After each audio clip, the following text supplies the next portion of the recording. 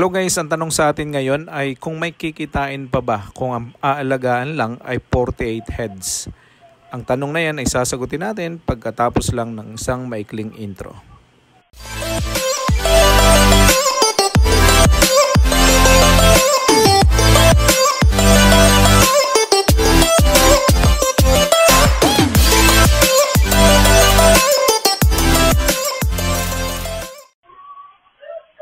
So welcome back guys at maraming salamat sa patuloy na panonood at pag-tune in. Ayan, so nandito tayo ngayon sa farm at tayo ay naglalagay ng mga bagong mga manok, no? So ang tanong sa atin kanina ay may kikitain pa ba kung 48 heads lang ang aalagaan sa ating mga likod bahay, no? So yan ang ating sasagutin ngayon dahil may mga kababayan tayo na gustong ang simulang alagaan lang ay yung minimum, no, yung konti lang bilang pag-aaralan lang nila kung paano, at saka yung iba yun lang ang kayang budget.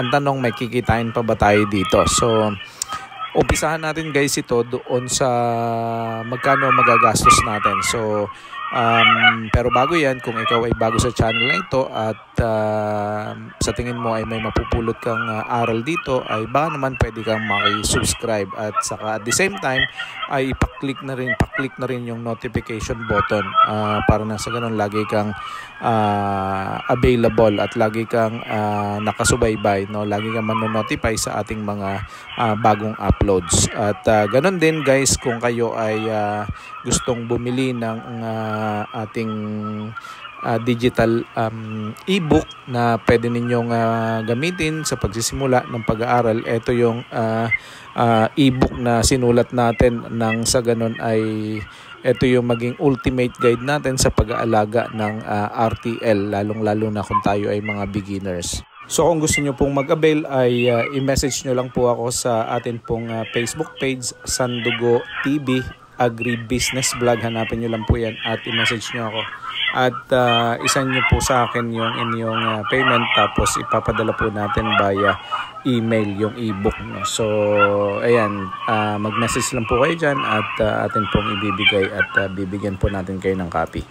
So guys, ayan, wag na natin patagalin at kung kayo po ay yun din ang tanong, kikita ba kung 48 heads lamang ang aalagaan natin sa ating unang pag-aalaga? Ito po yung ating computation. Updated po ito ngayong 2025, October 17, 2025. Ito pong ating computation na ito. So ito po yung pinaka-latest natin prices sa market ng mga manok at saka ng mga RTL cages at kung ano-ano pa. So 48 heads po ay mangangailangan tayo ng mga manok.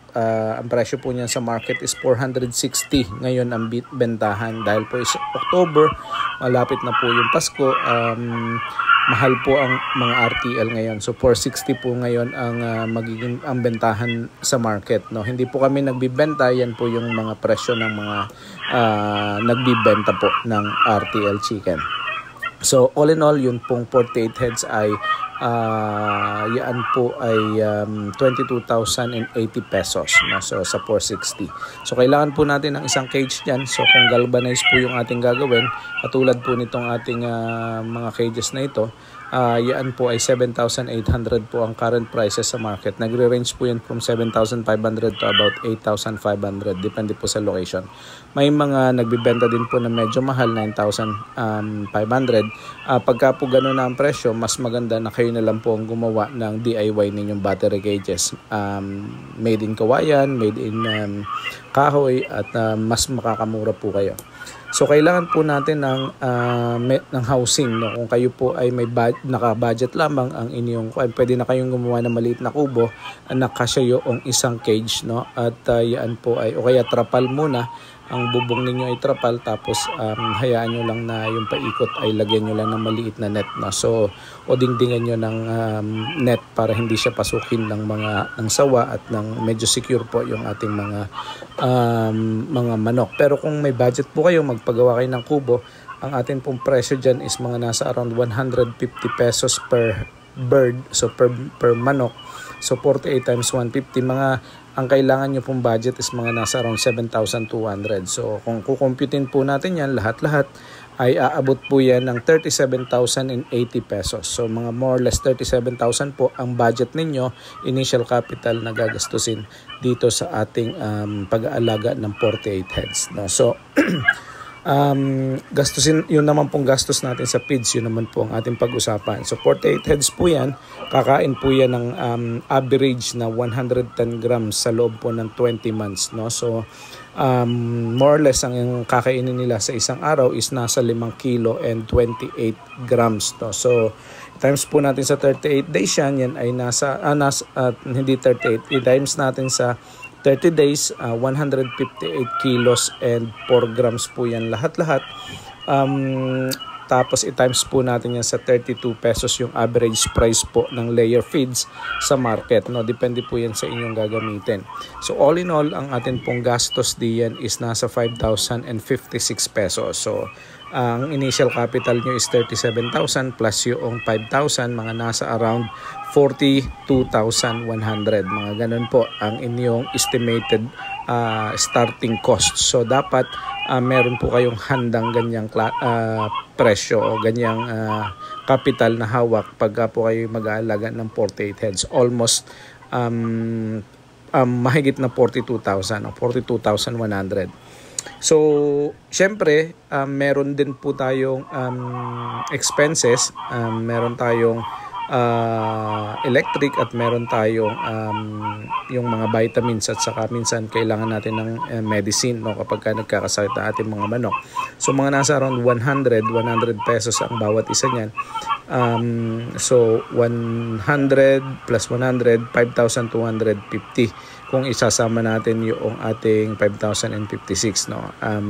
So total natin is 42,000, mga nasa around 350 na mga ganon na kailangan natin sa initial capital. So ang sunod natin diyan is syempre magkano yung ating posibleng kitain sa atin pong pag-aalaga ng RTL chicken. So syempre 48 ang mangingitlog po dyan daily average ay mga nasa around 85%. So say sabihin natin ng 85% ng 48 ay 41 eggs, no. 41 eggs times 30 days, yan po ay magbibigay sa atin ng itlog na 1,230 sa loob ng isang buwan. So times natin yan sa 7 pesos, ang average prices po ng egg sa market is 7 pesos. Siyempre pagka po mga sa kapitbahay nyo ibinenta yan, mas mahal yan. Kasi siyempre kung ibibenta nyo ng tingi-tingi yan, kasi konti lang naman, yan po ay papatak na mga nasa around 9-10 pesos po ang bawat isa. No, so medyo mas malaki. Pero conservatively, compute natin sa 7 pesos kasi yan po yung average. Kikita po tayo ng 8,610 kada buwan. So i-minus po natin yung 8,610 sa 5,250, meron po tayong kikitain na 3,360. Yan po yung ating net profit sa loob ng isang buwan. Ito po yung gross profit natin sa loob ng isang buwan. So i-times po natin yan sa 20, which is yung 20 ay isang cycle, 20 months, no? So ang total natin na magiging gross profit is 67,200. Ngayon, syempre yung expenses natin, ika-calculate din natin kung ima-minus din natin yung initial expenses natin, which is yung 37,080 pesos. Meron tayong net profit na 30,120 sa loob po yan ng ating isang cycle. So 20 months yan.